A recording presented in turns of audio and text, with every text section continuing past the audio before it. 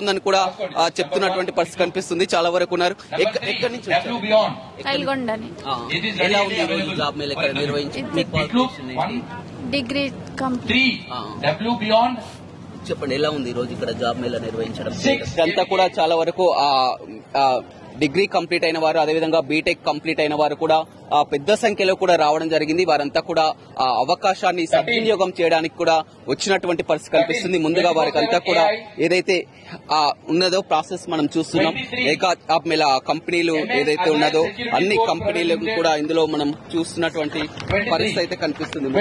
చూడొచ్చు 123 123 వరకు కూడా ఇందులో ఉన్నటువంటి పరిస్థితి అయితే కనిపిస్తుంది. వారంతా కూడా ఇందులో ఎవరైతే రిజిస్టర్ చేసుకుంటారో వారి యొక్క రిజిస్టర్ సంఖ్య కూడా క్రమ సంఖ్యని వరుసగా చూస్తున్నాం. ముందుగా వీరికి ఒక టెస్ట్ కండక్ట్ చేయడం జరుగుతుంది.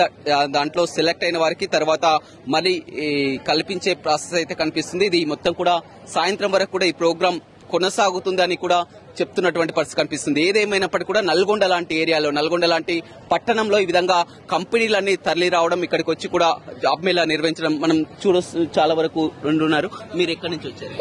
ఎక్కడి నుంచి వచ్చారు? నేను ఎన్జీ కాలేజ్ నుంచి వచ్చానండి, నల్గొండ. ఏం చేస్తారు? క్వాలిఫికేషన్? నేను గ్రాడ్యుయేషన్. ఎలా ఉంది ఈ రోజు జాబ్ మేళా ఇక్కడ నిర్వహించడం? Excited actually. చాలా కంపెనీస్ ఉన్నాయి కదా, ఇందులో ఎక్కడైనా సరే మాకు హెల్ప్ అవుతుంది అన్న ఉద్దేశం ఉంది. And thanks to the government for conducting this job Mela. Thank you. Register ఎప్పుడు చేసుకున్నారు మీరు? ఫస్ట్ డే వాళ్ళు నోటిఫికేషన్ ఇచ్చినప్పుడు 23rd or 22nd రోజు ఎన్రోల్ చేసామండి మేము. అంటే ఏమైనా పే చేయడం అలాంటివి? లేదు, ఫీజు లేదు. ఒక పైసా లేకుండా స్టూడెంట్స్ కి చాలా హెల్ప్ అయ్యే ప్రాజెక్ట్ ని చేస్తారనే చెప్పుకోవచ్చు. ఫెసిలిటీస్ కంఫర్ట్ ఉందండి. అండ్ ఆఫ్టర్నూన్ అంటే లేట్ అవుతుంది కదా ఇన్ని కంపెనీస్ అంటే, అండ్ ఫుడ్ ఫెసిలిటీస్ అన్ని ఫెసిలిటీస్ ని ఇచ్చి మేము జాబ్ చేయడానికి అంటే జాబ్ ట్రయల్ చేసుకోవడానికి కూడా అవకాశాన్ని ఇచ్చారు. జాబ్ వస్తుంది హోప్ఫుల్లీ.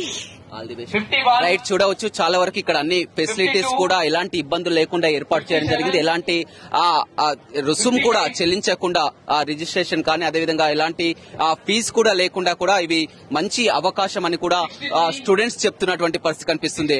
డిగ్రీ అదేవిధంగా బీటెక్ పూర్తయిన వారంతా కూడా ఇక్కడికి వస్తున్నటువంటి పరిస్థితి అయితే కనిపెడుతుందని చెప్పవచ్చు. ఒక పండగ వాతావరణంలో పెద్ద ఎత్తున ఎక్కడ చూసినా యువతంతా కూడా తరలి వచ్చి కూడా నిర్వహిస్తున్నటువంటి పరిస్థితి కనిపిస్తుంది. ప్రత్యేకంగా ఈ కోమటిరెడ్డి ప్రతీక్ ఎవరైతే ఉన్నారో కోమటిరెడ్డి కుమారుని మీద పేరు మీద ప్రతీక్ ఫౌండేషన్ పేరు మీద ఇప్పటికే అనేక కార్యక్రమాలు కూడా నిర్వహిస్తున్నారు.